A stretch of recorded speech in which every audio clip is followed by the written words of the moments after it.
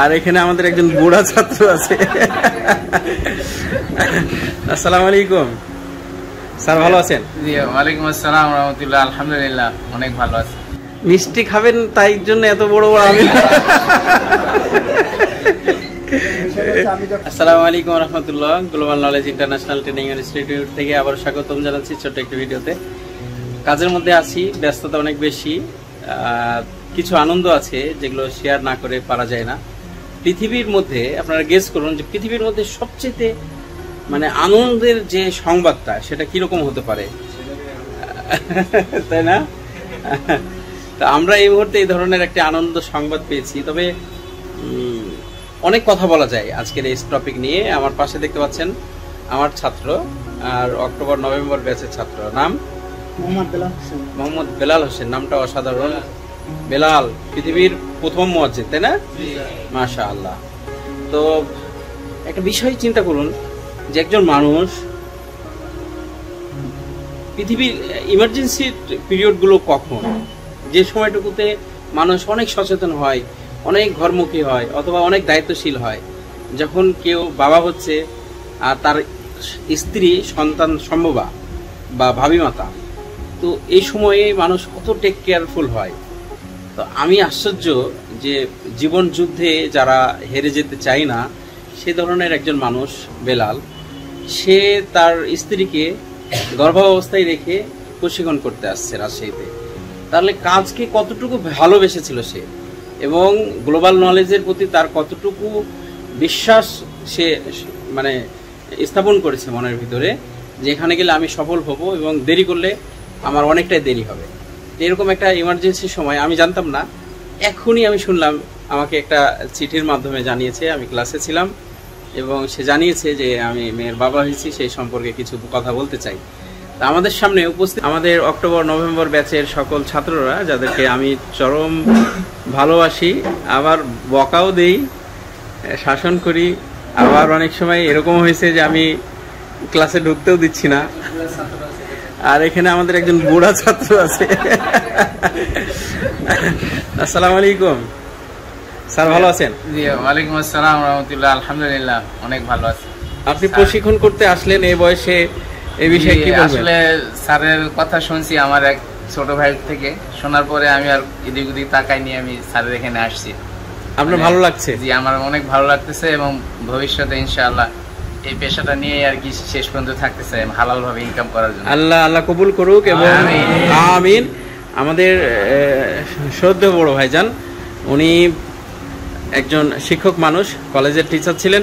আমরা এখন জানবো সদ্য পিতা হওয়া একজন পিতার মুখে তার বক্তব্য, সে কি বলতেছে।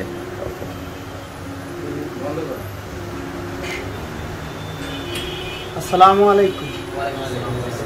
আসলে যেভাবে বলতে চাইছিলাম সেটা হয় না, কারণ স্যার অলরেডি অনেকটা বলে দিয়েছে, তা প্রকাশ হয়ে গেছে।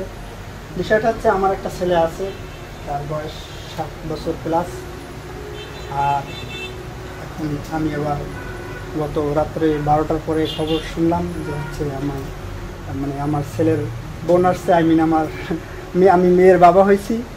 তো আপনাদের কাছে দোয়া থাকবে, যেন আপনারা দোয়া করবেন যেন আমাদের ফ্যামিলি সহ আমরা সবাই সকলে যিনি নতুন করে আসছে তিনি দিনী পথে থাকতে পারে এবং সেইভাবে গড়ে তুলতে পারে, দুনিয়া এবং আখিরাতের কল্যাণে আমরা যেন সীমাবদ্ধ থাকতে পারি। আমিন। আল্লাহ পাক যেন ওনার মেয়েকে আয়েশা খাদিজা ফাতেমার মতো এরকম ভাবে চরিত্রবান এবং তহুরা বানায় দেন।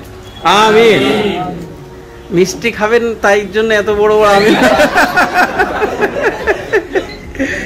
আমি যখন কথা বলছিলাম তখন আমাদের তানভীর ভাই শুনছিল, শুনে বলছিল যে ভাই আমি কিন্তু খবরটা শুনে ফেলেছি।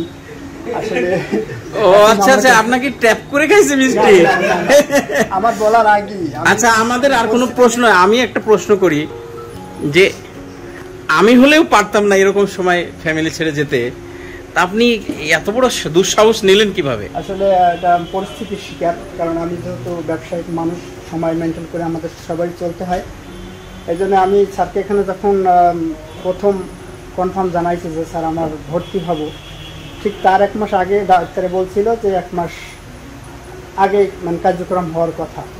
তো যখন এটা কাছাকাছি চলে আসলো ওই সময় আমি আবার ডাক্তার দেখাইলাম, বলছি সেই ডাক্তারকে বলছে যে না এই মাসে না সামনের মাসে আশা রাখতে পারেন। তো এখন আমি তো এখানে ভর্তি অলরেডি হয়ে গেছি, আর ওইদিকে আমার ওয়াইফকে শ্বশুরবাড়ি পাঠিয়ে দিয়েছি। তো এই ক্ষেত্রে তো আমার হোটেলেই থাকা লাগতেছে, মানে সরি হোটেলে খাওয়া লাগতেছে। এখন চিন্তা করলাম এই সময়টাকে আমি কাজে লাগাইনি, তাই উনি যেহেতু শ্বশুরবাড়ি আছে আমি আমার ওয়াইফের কাছ থেকে অনুমতি নিয়ে আমি এখানে আসলাম, যেহেতু সেও সেফটি আছে আর আমিও। আলহামদুলিল্লাহ আলহামদুলিল্লাহ। এই কুরবানি না, এটা হচ্ছে কুরবানি, কঠিন কুরবানি। এই কুরবানি যেন আল্লাহ রাব্বুল আলামিন কবুল করে এবং পৃথিবীতে প্রত্যেকটা সন্তান আসে তার রিজিক নিয়ে, প্রশস্ত রিজিক যেন আল্লাহ দান করে। আমিন। এই সন্তান আসার উপলক্ষে তার ব্যবসা বাণিজ্যতে অনেক বরকত দান করে আল্লাহ। আমিন।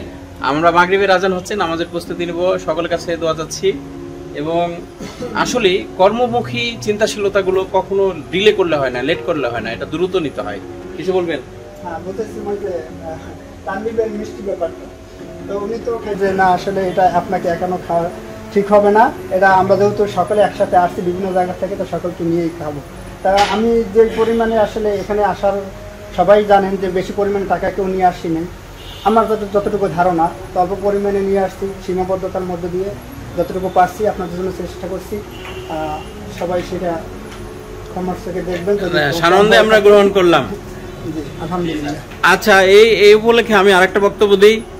এখানে যদি আরো কারো বাচ্চা টাচ্চা হয় তা আপনারা দয়া করে গোপন রাখবেন না, মিষ্টির প্যাকেট নিয়ে এসে এইভাবে সুসংবাদ দিবেন আমাদেরকে, ঠিক আছে?